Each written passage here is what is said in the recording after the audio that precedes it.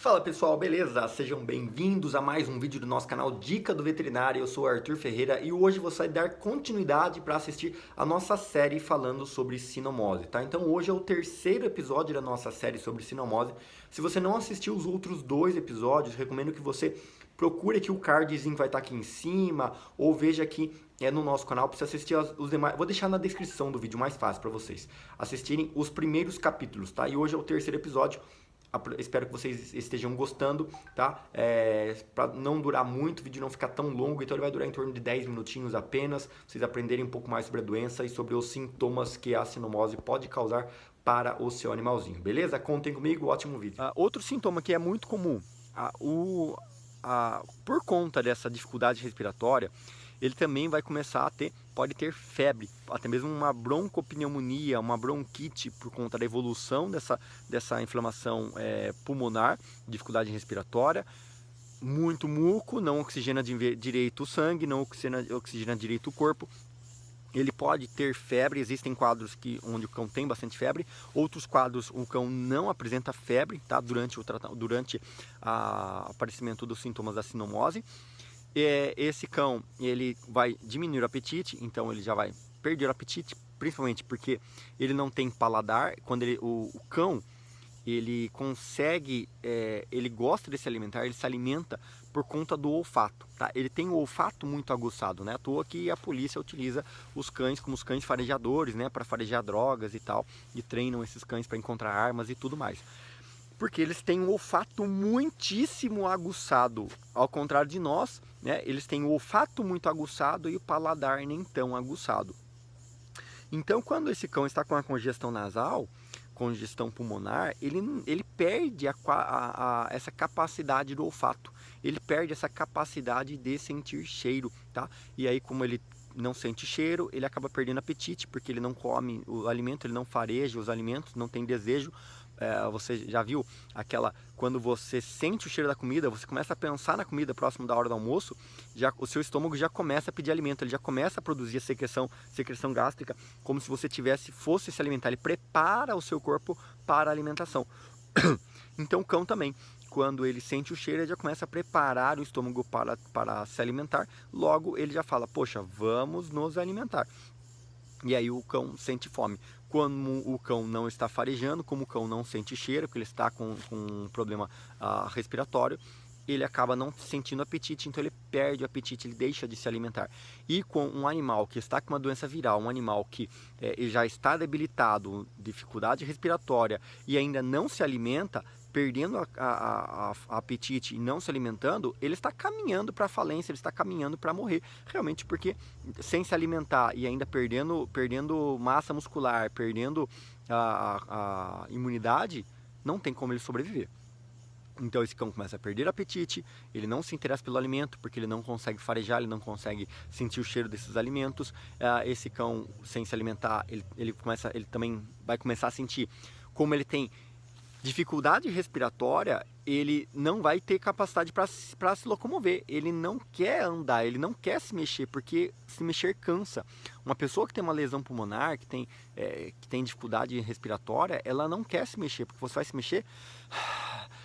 Aqui, não sei se vocês veem, por exemplo, que é uma descida, né? Uma puta decidona, vocês conseguem ter uma noção de inclinação. Então, se eu subir lá e subir, se eu descer e depois eu subir, você quanto mais você anda, você faz exercício físico, você começa a respirar mais ofegante, você começa a respirar mais. E, consequentemente, você necessita de um bom pulmão para respirar. Se o cão está com a lesão pulmonar, se o cão está com uma dificuldade respiratória, muita secreção nasal, secreção pulmonar, ele não vai conseguir respirar. Então, logo ele fala, não, eu vou ficar quietinho, vou ficar no meu cantinho e não vou me mexer, não vou correr, não vou fazer. Então, ele não se mexe, ele fica mais prostrado, abatido, caído. Esse cão evita exercícios físicos, perde apetite. Se ele tiver febre, então a febre também aumenta ainda mais a prostração e a apatia desse cão, tá? Se ele estiver com febre, ele vai ficar ainda mais prostrado, mais apático e com menos apetite ainda.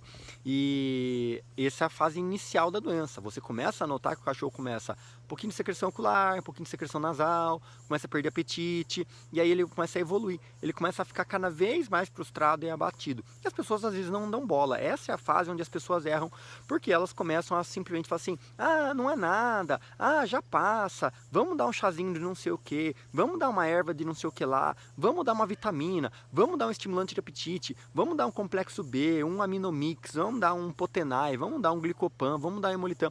As pessoas ficam, nessa fase da doença, as pessoas ficam vendo o animal com falta de apetite, vendo o animal prostrado, o animal abatido, vendo o animal com secreção nasal, elas começam a querer fazer vitaminas para o cachorro, achando que isso vai resolver. E aí entra a questão lá, o pessoal, vamos fazer as receitas caseiras que o pessoal faz, tentando, né, remediar o problema.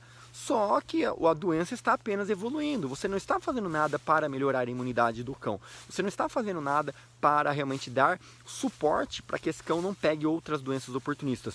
Por exemplo, se ele está com baixa imunidade, se ele está apresentando problemas respiratórios, as doenças oportunistas de nível pulmonar, uma pneumonia, uma broncopneumonia, elas vão vir logo, rapidinho, elas vão vir podendo atacar o nosso cão.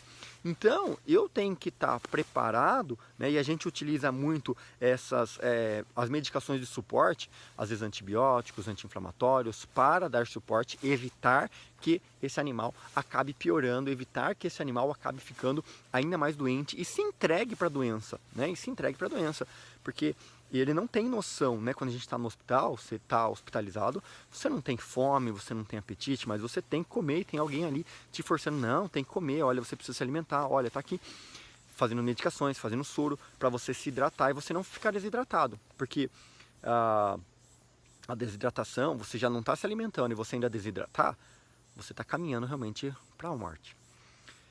Junto a isso, a gente tem ainda os problemas, né, que podem evoluir para esse cão, que são o fato do cão não estar comendo, imediatamente vai fazer com que ele tenha a diarreia, tá? A diarreia, ela pode ser causada por algum problema interno que esse cão tenha, a nível intestinal, em nível gástrico, ou mesmo pelo simples fato do jejum.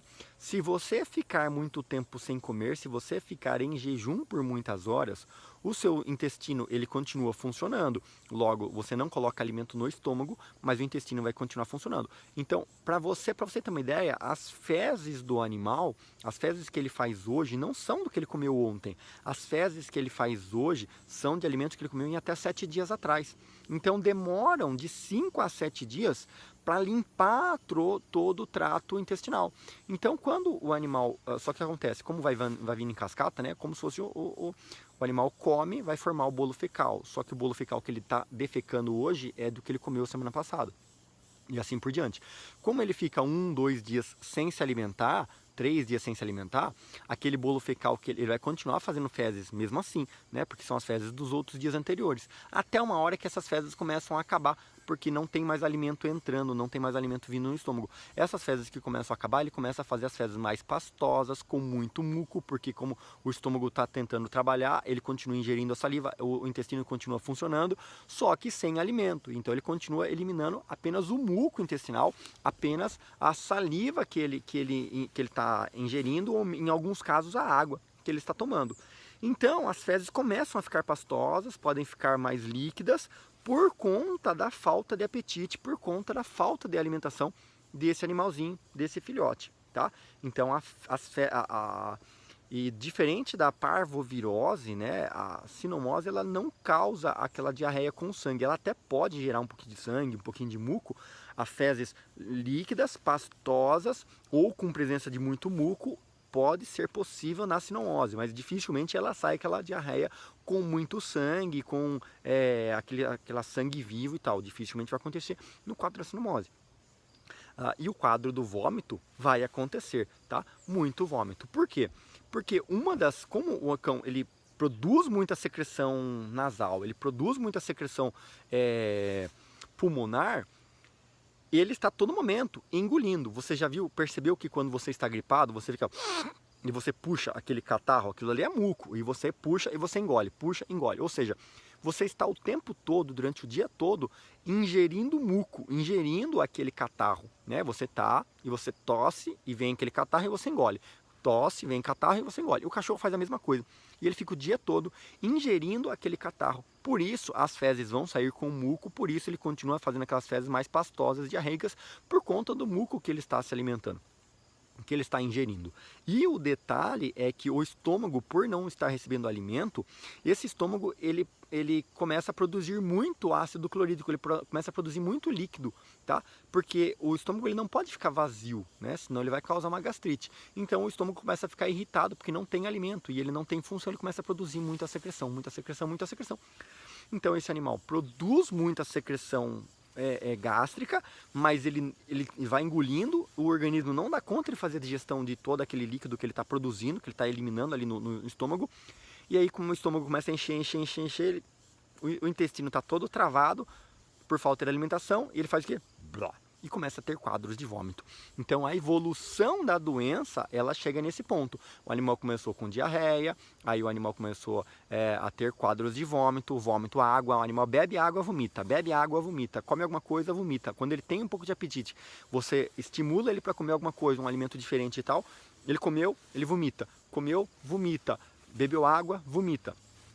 Essa é a evolução que o animal vai tendo no quadro de piora, tá, da doença, até chegar ao ponto onde esse cão vai começar a ter quadros neurológicos, e aí ele começa a ter, sabe, uns tiques assim na cabeça, a patinha dele fica puxando a patinha, as patinhas de trás, você começa a ver, olhar para ele assim, você vê as coxas dele fazendo um movimento estranho, fazendo alguns movimentos involuntários, movimentos diferentes, movimento de mastigação, parece que o cachorro está mascando chiclete, ele fica com a boquinha assim, ó, abrindo assim, sem perceber. Isso é um sinal de que essa doença está evoluindo, chegando ao ponto do estágio neurológico da doença da sinomose. E esse é o detalhe, tá? Esse é o ponto onde a gente começa a enfrentar os problemas, onde muitas vezes essa doença começa a chegar a ser irreversível. Chega ao ponto do cão realmente ter um quadro mais terminal, onde o cão começa a ter convulsões, o animal realmente convulsiona, ele baba bastante, saliva bastante, aquela espuma branca, e tem convulsão que tende a evoluir conforme a doença avança o estágio dela, ela vai avançando no sistema neurológico e esse cão começa a evoluir, as convulsões começam a aumentar cada vez mais. Cada vez que esse cão tem uma convulsão, a musculatura dele, de tantos movimentos que ele tem, esse cão começa a apresentar febre, a temperatura dele aumenta por conta dos movimentos que a convulsão origina. E aí chega o ponto realmente trágico, o animal vai emagrecendo, perdendo massa muscular, já não se alimenta, e aí chega uma hora onde não aguenta mais e morre. E aí, gostou do vídeo? Bacana, né? Pois é, a gente tem muito mais conteúdo falando sobre a sinomose e outras doenças virais que podem acometer os cães. Então não deixe de assistir os demais episódios dessa série. Toda sexta-feira, 12h30, vai ao ar mais um vídeo complementando essa série. Depois a gente vai falar também sobre outras doenças, tá? Assista os primeiros capítulos, agora vai aparecer para você aqui o cardzinho para você assistir toda a playlist em ordem, a nossa live, muito mais conteúdo para vocês, tá? Eu leio todos os comentários, apesar de eu não poder responder a todos, mas é a minha forma de tentar ajudar vocês gravando cada vez mais vídeos, beleza? Ótimo dia para vocês e até mais.